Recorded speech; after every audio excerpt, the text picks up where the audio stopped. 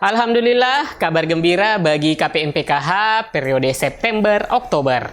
Data yang menjadi kandidat penerima sudah ada di dalam daftar. Teman-teman, aturan di dalam PKH sudah semakin diperketat.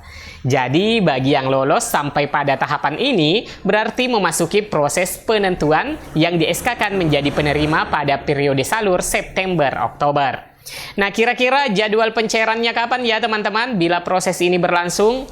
Nah, untuk mengetahui jawabannya, ikuti terus informasinya. Saya Amran, segera kembali setelah tayangan singkat berikut ini.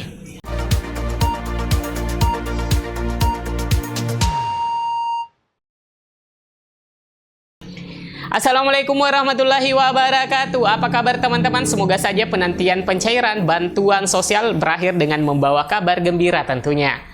Nah, hari ini kabar perkembangan proses menuju pencairan PKH September-Oktober sudah ada kemajuan.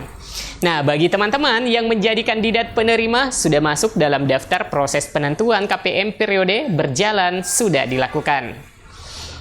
Dalam penentuan ini tentunya ada dua kemungkinan ya teman-teman, lolos sebagai penerima ataukah dinyatakan terputus bantuan PKH-nya untuk tahap berikutnya yaitu tahap keempat periode September-Oktober yang cair lewat kartu KKS. Dan periode salur Oktober, November, Desember atau triwulan keempat bagi KPM yang cair melalui PT Pos Indonesia.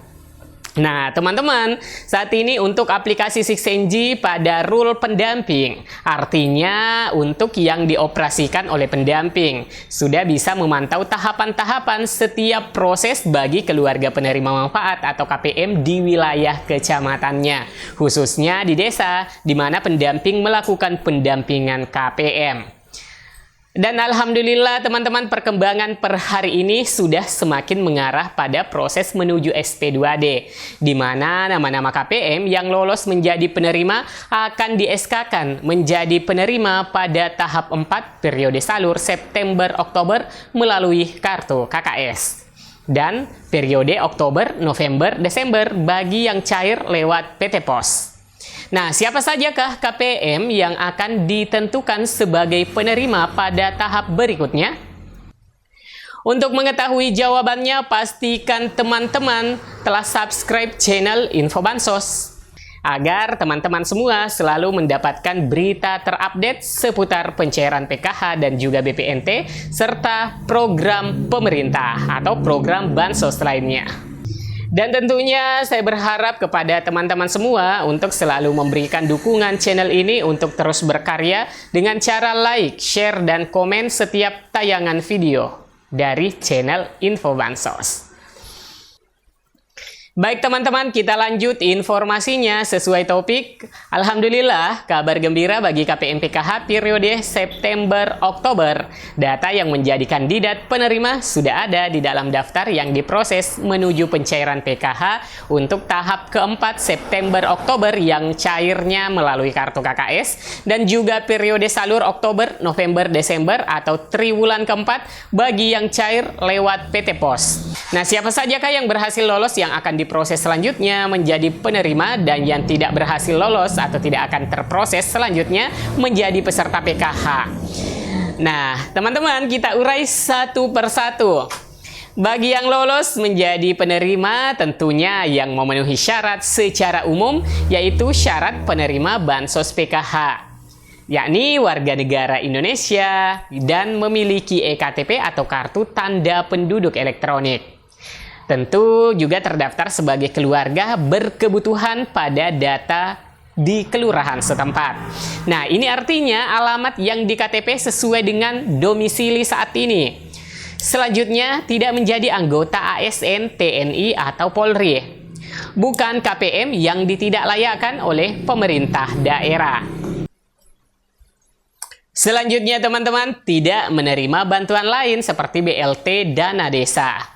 Dan syarat penentu yaitu masih memiliki kategori PKH. seperti memiliki anak sekolah, memiliki balita, lansia, maupun disabilitas dalam kartu keluarganya.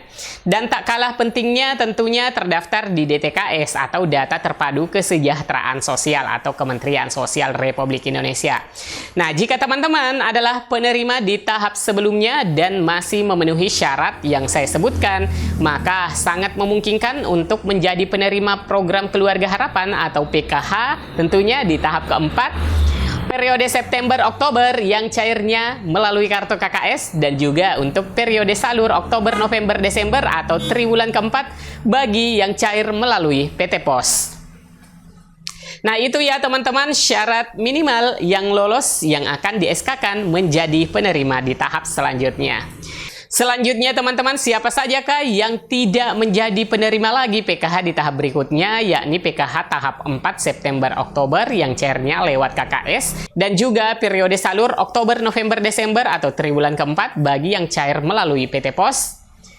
Nah teman-teman, ini betul-betul harus dipahami ya teman-teman, karena belum tentu yang ada namanya di DTKS akan secara otomatis menjadi peserta PKH. Berikut yang tidak akan lolos masuk sebagai penerima di tahap selanjutnya, yakni bagi KPM yang tidak memenuhi syarat penerima bantuan PKH, yakni tidak memiliki komponen PKH atau komponen dalam keluarga. Selanjutnya, terdeteksi meninggal dunia. Lanjut, pindah wilayah domisili. Nah, di sini pindah wilayah domisili juga kemungkinan bansos bukan penerima PKH di tahap berikutnya. Ini dikarenakan wewenang setiap daerah menentukan siapa sajakah yang akan masuk atau yang akan dikeluarkan. Dan tentunya bila teman-teman pindah ke wilayah lain, maka pada DTKS menjadi tidak layak dikarenakan alamat tidak ditemukan atau pindah wilayah. Nah, selain itu bila teman-teman pindah ke suatu wilayah dan bila terlapor pada catatan sipil sudah pindah domisili, maka secara otomatis akan keluar atau terhapus bantuannya. Tidak hanya PKH, tetapi juga tentunya bansos lainnya seperti BPNT, PBI. Selanjutnya teman-teman, yang menyebabkan terputus bantuan PKH-nya di tahap berikutnya atau terhapus bansosnya bila ternyata pemilik KTP itu terdeteksi sebagai atau dalam data kartu keluarganya ada yang sudah menjadi pegawai negeri sipil atau PNS, TNI, Polri, atau pensiunan teman-teman. Nah, ini bisa terdeteksi pekerjaan KPM melalui data capil atau bisa juga melalui pemutakhiran ketidaklayakan oleh operator 6NG di desa berdasarkan hasil musyawarah desa tentunya. Selanjutnya yang terhapus bantuannya teman-teman bagi pemilik KTP menjadi pekerja migran. Ini berarti KPM sudah tidak berdomisili sesuai dengan KTP dan berdasarkan catatan imigrasi dan catatan sipil bisa terdeteksi bahwa pemilik KTP ini tidak bermukim di wilayah Indonesia dan tentunya tidak berhak untuk menerima bansos yang bersumberkan dari data DTKS. Nah teman-teman, selain terdeteksi secara otomatis, pemutakhiran ketidaklayakan bisa dari pemutakhiran yang dilaksanakan setiap bulan oleh pemerintah kabupaten kota melalui operator 6NG di desa atau kelurahan, dan juga tentunya pendamping sosial. Nah teman-teman, secara lugas bagi yang tidak lagi menerima PKH alias terhapus bansos di tahap berikutnya, dijelaskan dalam akun Instagram Kementerian Sosial, terdapat 8 kategori masyarakat yang tidak layak menerima bantuan sosial, diantaranya yang pertama sudah mampu, yang kedua berprofesi sebagai PNS TNI Polri, yang ketiga pensiunan PNS TNI Polri, selanjutnya yang keempat teman-teman keluarga PNS TNI Polri, yang kelima pendamping sosial, yang keenam perangkat desa, yang ketujuh memiliki penghasilan yang bersumber dari APBN, APBD. Yang kedelapan, tenaga kerja dengan penghasilan di atas UMP, UMK. Jadi teman-teman, bagi KPM PKH maupun BPNT dan PBI yang terdeteksi seperti saya utarakan tadi, maka secara otomatis bukan penerima PKH di tahap berikutnya. Nah, mungkin seperti itu ya teman-teman, seputar update informasi di 6NG sebagaimana topik di awal. Baik teman-teman, demikian yang bisa saya sajikan pada video kali ini. Like dan share ke media sosial teman-teman bila video ini bermanfaat. Saya Amran undur diri, sampai jumpa di video selanjutnya. Wassalamualaikum warahmatullahi wabarakatuh.